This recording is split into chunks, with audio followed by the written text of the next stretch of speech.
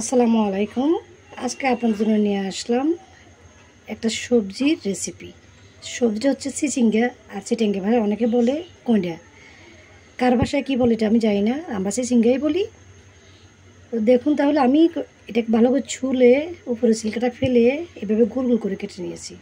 অনেক সময় সবজি রান্না করলে কিন্তু ডিজাইন করে কিছু সবজি কাটলে খেতেও ভালো লাগে। সবসময় একঘেয়েমি ভালো লাগে না রান্না করতে। ভালো করে পরিষ্কার করে নিয়েছি। চলুন আমি কীভাবে তাহলে এই সবজিটা আজকে রান্না করব। সবজিটা রান্না করার জন্য দিয়ে দিলাম সয়াবিন তেল।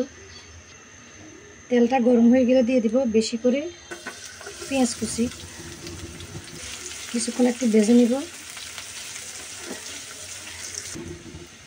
পেঁয়াজটা অনেকখানি ভাজা ভাজা হয়ে গেছে, একেবারে লাল করব না। তার মধ্যে দিয়ে দিব আমি আসল জিনিসটা, চিংড়ি মাছ। দেখুন আমি এখানে অনেকগুলো চিংড়ি মাছ নিয়েছি, দিয়ে দিচ্ছি চিংড়ি মাছগুলো।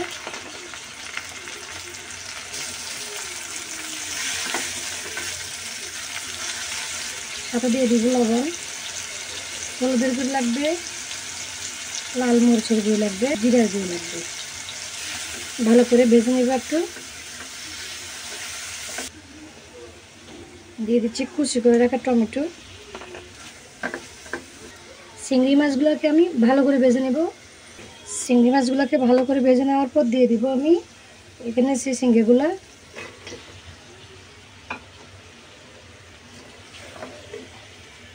দিয়ে দিচ্ছি হালকা করে পানি।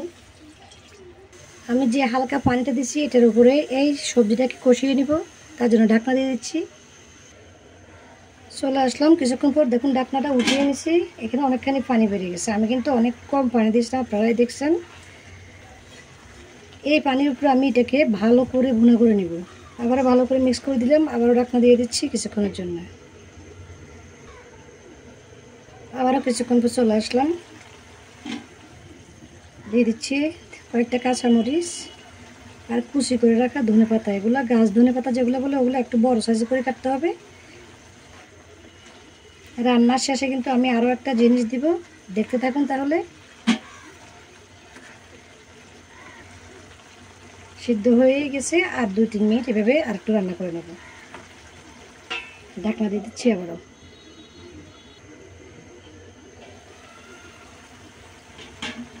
চুলা থেকে নামানোর আগে আমি যে জিনিসটা আমি রান্নার মধ্যে দিব বলছি তা নিয়ে আসলাম এখন। এই যে এই সিক্রেট জিনিসটা, এটা হচ্ছে লেবুর খোসা। এইভাবে কি সালাদ মেশিন দিয়ে করে তারপরে এরকম ভাজের মধ্যে লাস্টে দিবেন।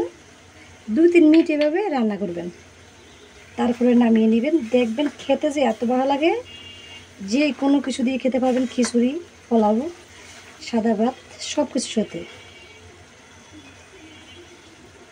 লেবুর খোসার ঘ্রাণে ফ্যাট ভরে যাবে আপনার এই জিনিসটা রান্না করলে। সবজি রান্না এবার নামিয়ে নিচ্ছি।